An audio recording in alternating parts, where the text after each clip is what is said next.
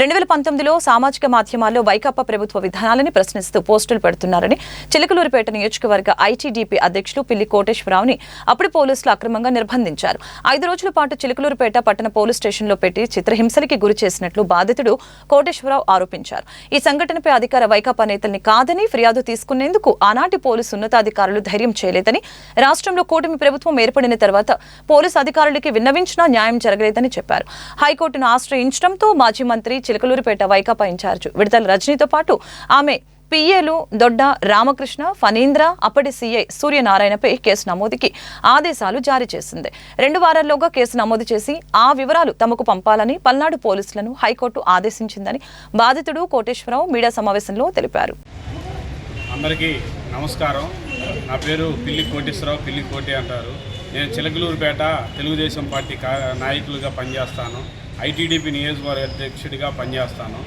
ఆ రోజున గత గవర్నమెంట్ వైసీపీ గవర్నమెంట్ విధానాలని ప్రశ్నించినందుకు, సోషల్ మీడియాలో పోస్టులు పెట్టినందుకు గాను నేను తెలుగుదేశం పార్టీలో యాక్టివ్గా పనిచేస్తానని విడుదల రజని ఒక కక్ష తీర్చుకునే విధంగా నన్ను అక్రమ కేసులు గురి చేసి అక్రమంగా 5 రోజులు నిర్బంధించి విశిక్షణారహితంగా కొట్టి, ఆ కొట్టినది వీడియో కాల్లో సీఐ సూర్యనారాయణ విడుదల రజనీకి చూపించారు.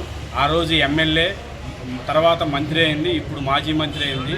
కానీ ఆ తర్వాత అదే స్టేషన్లో వాళ్ళ పిఏ రామకృష్ణ, ఫణీంద్ర కుమార్ అనే వాళ్ళు వచ్చి నా మీద థమ్సప్ తాగి థమ్సప్ కూడా పూసిన పరిస్థితి. ఆ రోజు అంతా అవమానకరంగా చేశారు. ఆ రోజున కేసు కట్టమని నేను ఏ ఆఫీసర్ దగ్గరికి వెళ్ళినా వాళ్ళకిచ్చే పరిస్థితి లేదు.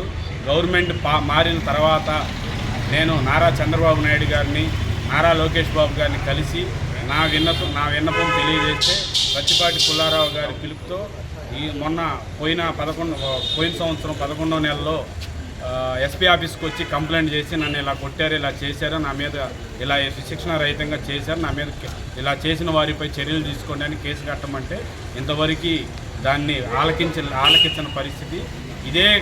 దాన్ని తీసుకొని నేను హైకోర్టులో తీసుకెళ్ళి రిట్ చేశాను. హైకోర్టులో కేసు కట్టమని వచ్చింది.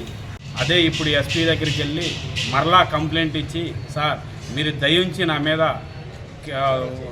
ఒక్కసారి మీరు చూసి కేసు కట్టాల్సిందిగా చూస్తున్నాం, లేదంటే ఇలాంటి సంఘటనలు ఇంకా ఎన్నో జరుగుతాయి, ఇలాంటి దుర్మార్గులు సొసైటీలో ఉండడానికి వీల్లేదు, వీళ్ళని శిక్షించి మీరు తగు చర్యలు తీసుకొని చట్టబద్ధంగా వ్యవహరించాలని ఎస్పీ గారి దగ్గర విన్నపించుకున్నాను.